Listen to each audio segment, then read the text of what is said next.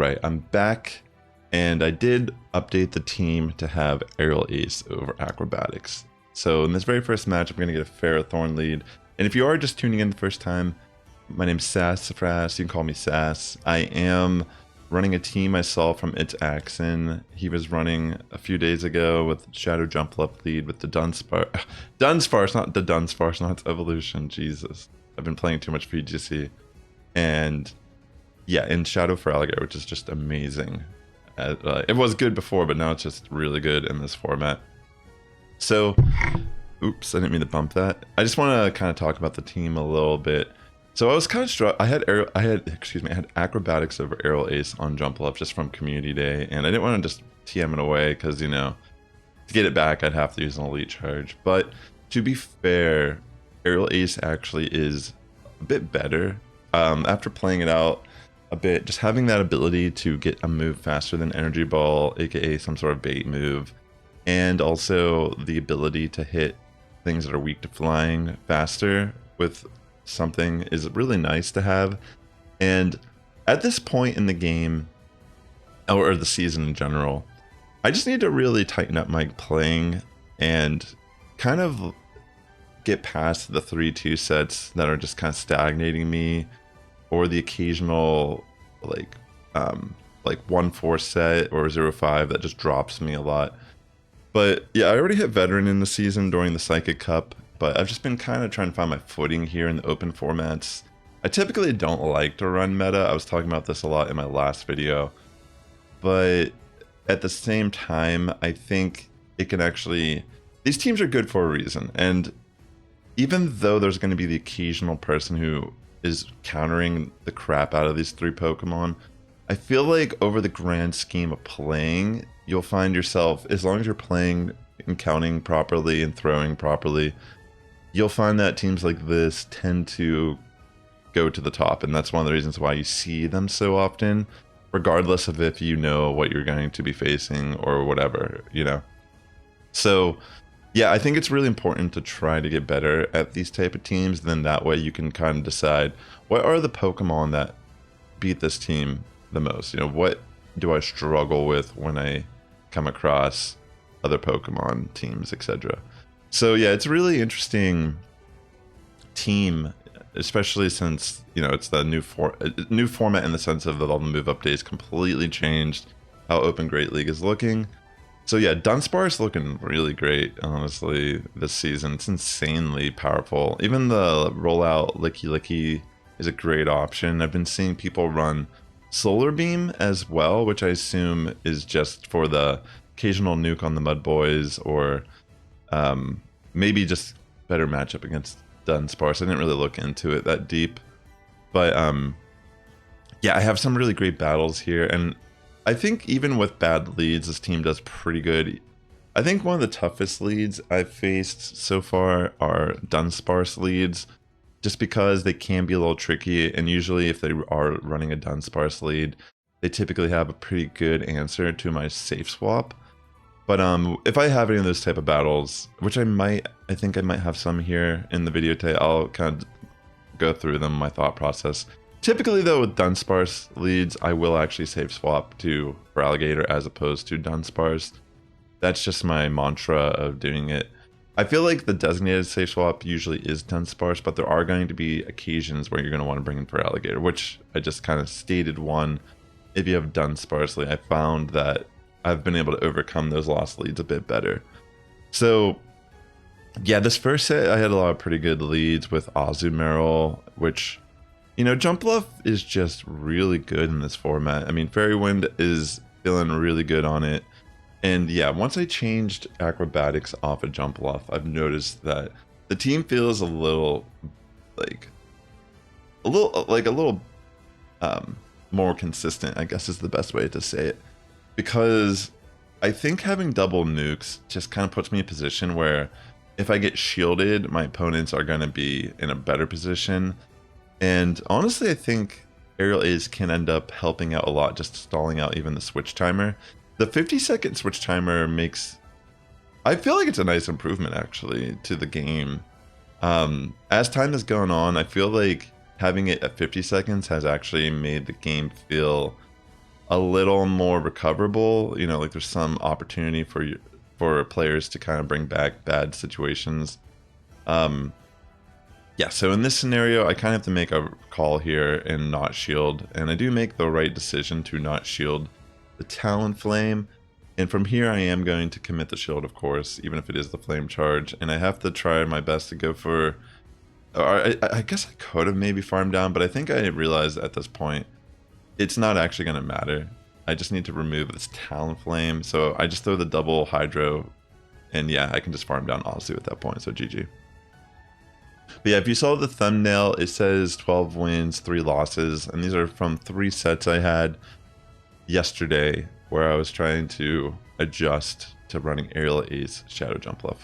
And as you can see here, I think this person's actually running Acrobatics, which, again, kind of like sells my point too, where, you know, in my last video I was thinking, oh, if I run Acrobatics, this does better in the mirror match. But as you can see here, this is actually, like, maybe this person just had a bad backline on top of it, but yeah, this is actually insane for me because Typhlosion switch in. I don't particularly need to shield this first one, but I figured, you know, I might as well. And you know what?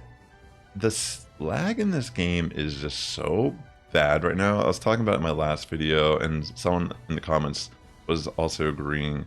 It's not that like every time there's some lag in this game that's actually taking away from the quality of like the charge energy or whatever, charge move energy when you throw moves. It just kind of throws off the general feel of how the game is supposed to feel. And I feel like that in itself kind of makes me mess up when I'm counting and doing certain things. But yeah, ultimately there are like a lot of glitches in the game right now. It's actually really, I don't know, it makes it feel like a waste of time because I've had battles where they should have been 4-1s and they're 3-2s, for example, or even worse, like should have been a 3-2 and then they're 2-3, or should have been a 2-3 and it's a 1-4. I was thinking about including some of the battles here. I mean, I showcased some of them in some of my videos this season where I get like the infinite loop on the charge move. Like it doesn't even continue the match anymore, so I have to restart the app no matter how long I wait. It's happened to me so many times just in the last day or so that if it wasn't for my motivation to try to get my watch time up on the channel and, you know, keep consistent with pushing towards legend, you know, it's one of those things where in my mind I'm like, I don't want to play right now because of the state of the game, but at the same time sometimes I'll end up playing and it'll end up being a good experience, so I don't want to overthink it too much before I'm actually in the battles. But yeah, like the state of the game right now is so irritable that I don't know, it just makes me upset at times. I mean, it doesn't make me that upset, like whatever, you know, it's Pokemon Go. I've been playing for almost, like, was it like 8 years it's like been out now? It's kind of crazy. Yeah, I mean, it's whatever, I guess. It sucks. But at least I can like come on my YouTube channel, I can talk smack on the game, I can maybe even show you anecdotal evidence of this stuff happening, and it makes me feel a little bit better. So at least, even if I'm getting really bad lag or situations that's just making me lose my mind, I can at least make content out of it and we can all relate. So that's the only benefit of me recording my battles in this trying time. Yeah, I'm probably not going to show you. I don't even feel like I'm kind of in a rush right now. I'm recording this right before Swaddle Community Day. And if you are tuning in on my channel, I actually do have a second channel called Daily Sassifrass where I do stream like Scarlet and Violet Terra Raids and Pokemon Go Community Days. The community days I've been doing lately are very lazy. I don't really go out. I don't do like IRL streams like anymore. It feels like it's been a while. I used to do IRL Pokemon Go streams all the time on Twitch. But I'll be streaming today on my second channel, hosting some Infernape Terra Raids while playing Swaddle Community Day with an incense. Just very casually checking shinies at my house, blah, blah, blah. So feel free to swing by if you aren't already aware of my second channel. But yeah, ultimately, yeah, I'm like kind of in a rush right now to record this video before that happens. I want to post this before Community Day on my main channel. But yeah, that's the main reason why I'm not going to compile some of these matches. that were just straight up lagging me out. I mean, I'm sure you believe me. Like, look at my elo. You know, I'm not the type of person that's gonna blame. Like, it's like I'll lose. It's fine. I'll take accountability for my own misplays, blah blah blah. But it's when the game itself doesn't work is just such a bad. Like, the game already kind of like feels intense at times just because it's blind formats. But yeah, I won't dwell on it too long here. But I'm sure none of you are going to disagree that the state of the game right now is just not perfect. So, and I don't think it's ever been. But as of right now, since I'm more just gaining my footing back and trying to climb back up to the 2500 range, it's not that big of a deal if I get a couple lagged out matches. I mean, it sucks, it's annoying, it prolongs the journey.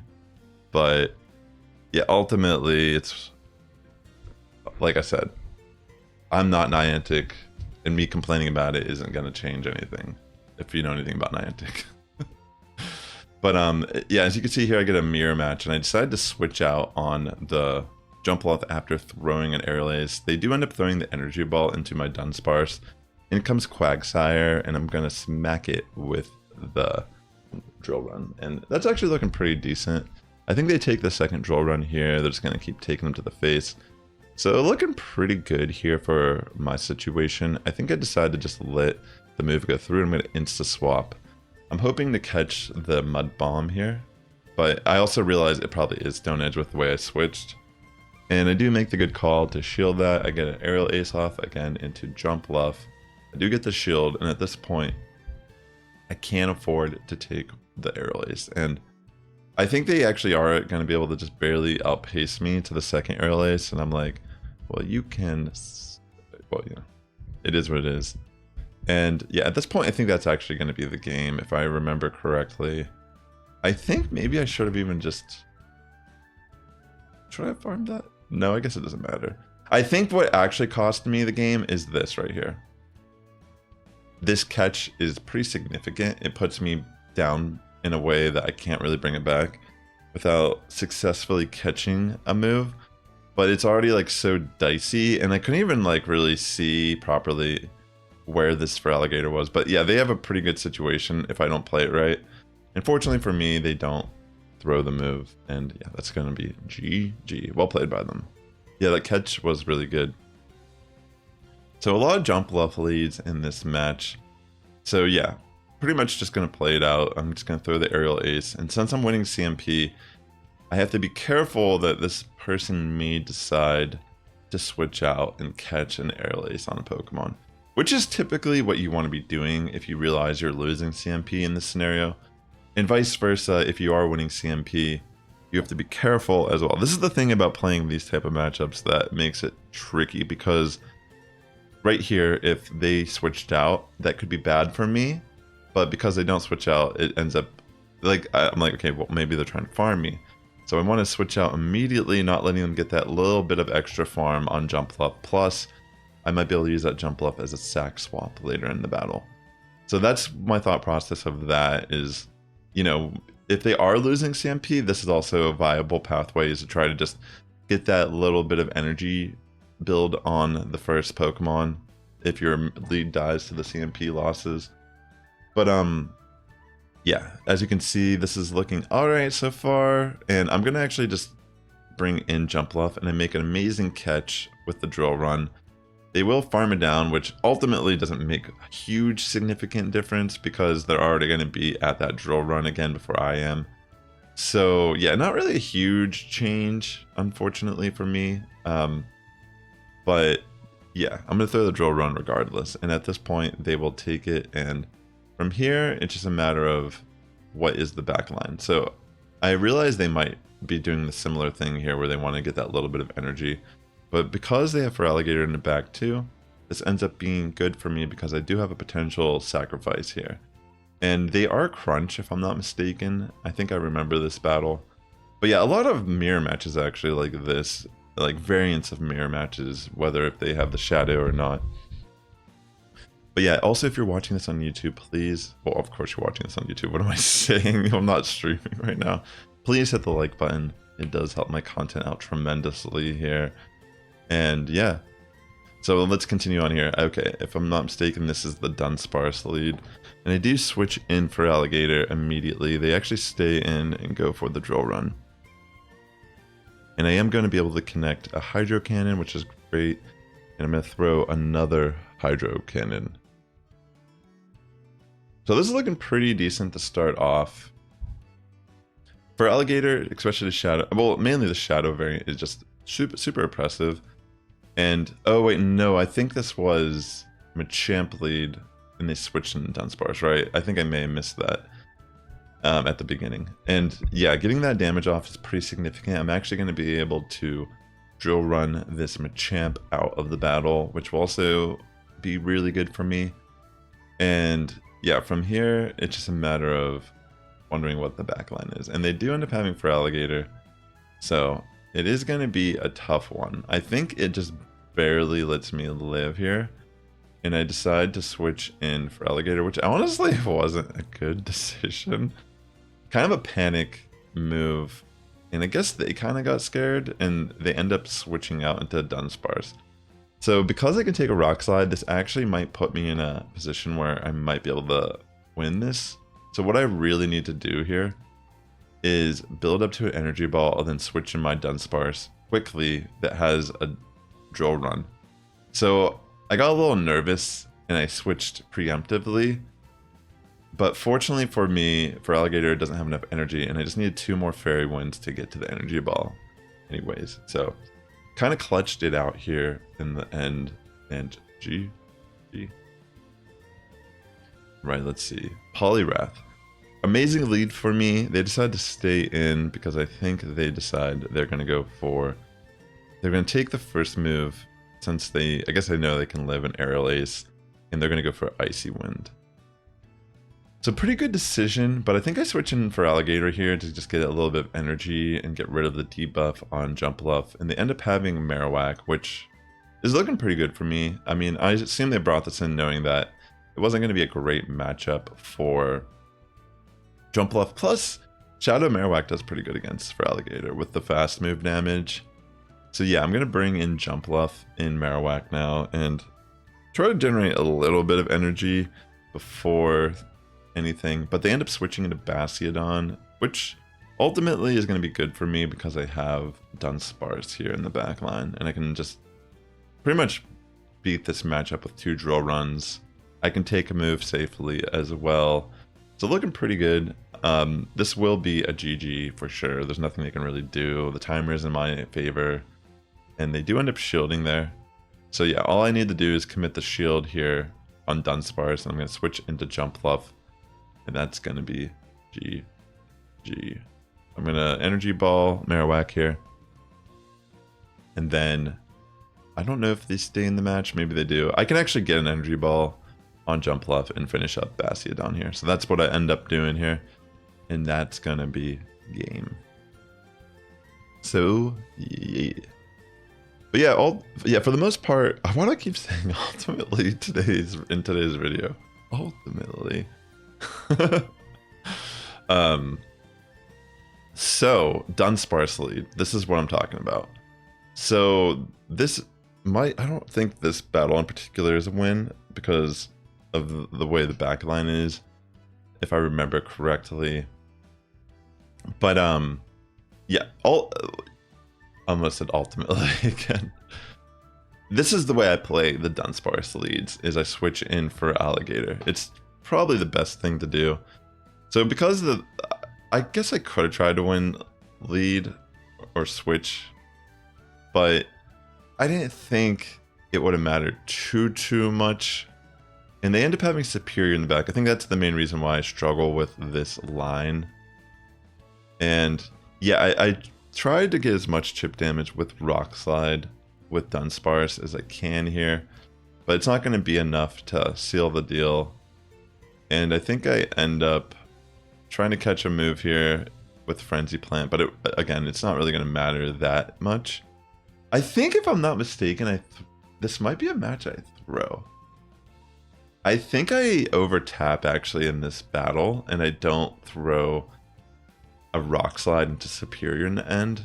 Let me watch this, because This might not be the same battle, but I do recall there was like a shiny Dunsparce and I was facing a battle where I kind of threw the match. This might actually be it. Let me see.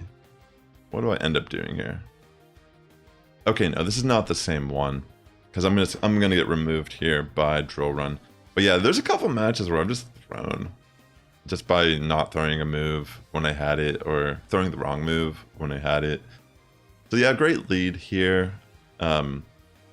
Because they bring in Toxapeck, it's better to bring in Dunsparce just because I have the Drill Run coverage, which is going to be really threatening. And yeah, even I don't even really have to shield this, even if it's Sludge Wave, it's like whatever. So looking pretty good for me here at the start of this fight. And yeah, they're going to shield, I'm going to get another Drill Run off. And I think they let it go at this point. And I think I also decided to let it go. This is the thing about this type of team. These Pokemon are so oppressive right now. Normally I wouldn't want to lose Switch, but because I know that Feraligatr can actually do really good against Quagsire too, like both of my Pokemon are going to be able to be the lead Pokemon, I don't really mind this scenario. So I'm actually just going to lose the Switch and retain the shield advantage. And as you can see, they end up having Mandibuzz in the back. It doesn't really appreciate taking Ice Beams from Feraligatr, and I can just switch in my Jumpluff at this point and spam Aerial Aces, because Fairy Wind's going to be doing super effective damage as my fast attack. And this is all I really got to do. I mean, I can even live a move here safely, and yeah, it's just GG. No need to even throw this, honestly, could farm it, but I don't even think they... Oh no, they do, they commit the shield, interesting. Yeah, it doesn't matter. Like, legitimately, nothing they can do here actually matters. So, GG. Alright, so in the next battle, Quagsire. Again, a lot of, like, relatively good leads for Jumpluff. And, I mean, there's, like, some bad leads. But again, like, I feel like the rollout Pokemon are probably the toughest ones to deal with this team. Maybe Ice types? Not really the Ice types. I'm trying to think which Pokemon are the hardest leads to deal with. I'm trying to recall. I mean, I think Dunsparce is the most common one that I can remember at the moment. But even this line of Pokemon, you could rearrange it and run the same team. You could lead Dunsparce, you can lead Feraligatr. Typically, these three Pokemon are extremely powerful in the Open Great League right now. I don't know if it'll change much throughout the season, depending on different community days that occur. But yeah, I think it's safe to say that these are going to be solid picks for the format. Some variation of these Pokemon, team up pairs of these Pokemon with other Pokemon. Use one of these Pokemon and pair it with two other entirely different Pokemon. I think that's a good method to looking at the Open Great League right now. So in this scenario, I kind of like, I don't know why I didn't really need to do this the way I do this. I didn't really, I didn't need to throw this move or keep Jumpluff in. I could have just insta-swapped in to Dunsparce, and that could have been a better outcome. But I figured, you know, it's whatever. I guess I should have done the Drill Run and just got rid of Bredilli instead of taking this Grass Knot. Or even after taking Grass Knot, I should have got a little bit of extra energy before throwing Drill Run. But, you know, it's whatever. I throw a Drill Run into Greninja, and they are just going to take it if I remember. Oh, no, they do shield, okay. And at this point, I'm just going to, you know, just going to let it play out. I'm going to let Dunsparce go down to the Night Slash. I will bring in Jumpluff. And I'm going to make a risk, which, you know, I don't think it matters. I can take a move here. I am going to take the Night Slash, and they do end up having Talonflame in the back. So that's actually really good for me because I am going to be able to outpace with Feraligatr to threaten that shield immediately. And then because I have the two shields, they really can't do much. So they end up just leaving the match, which I don't blame them. Another great lead. A lot of water, a lot of Mud Boy leads here. So this was a little bit of a mistake on my end. I should have brought in Dunsparce. I kind of panicked when I saw I kind of panic switched. Whenever it's Typhlosion, Dunsparce is definitely the better switch in just because you're not afraid of the Thunder Punches. And yeah, again, you're hitting with a Rock move and you can threaten with both of your charge moves. But I end up panic switching to Feraligatr. It's not like the worst case scenario, but it's not necessarily what I wanted to happen. And I do actually make a great catch and get the Thunder Punch. I'm going to throw Aerial Ace because the Incinerates are going to add a lot of damage here. So I'm just going to remove Typhlosion entirely. And they end up having Dewgong here, which kind of, in a way, works out better for me with the way I switched, because Dunsparce is actually going to be a better matchup for Dewgong than Feraligatr. So in some weird twist of fate, I actually kind of got the better matchup here in the back line. And yeah, I'm not going to worry about getting hit with an icy wind. Surprisingly, they throw the Drill Run, which I'm not sure why they did that, if I'm being honest. I thought it might be more valuable for them to reduce my attack, but I don't know. Whatever. Unfortunately for me, I am actually able to just bring in Feraligatr, get that Hydro Cannon off, which that damage is actually going to be huge. And from here, I am able to get a Drill Run off on Gastrodon, because I can take the move from Gastrodon, and that is a GG. And also, if you are watching this, I actually just recently added to a playlist that I started 2 years ago for my Pokemon Legends Arceus playthrough. If I just posted a video this morning of the 6th episode. I stopped the series a while ago because it was just like I was so busy with everything else. And I know this channel is primarily Pokemon Go content, but if you would help me out a lot, and I'll have a link in my description below if you want to check out the playlist and the video that I just posted.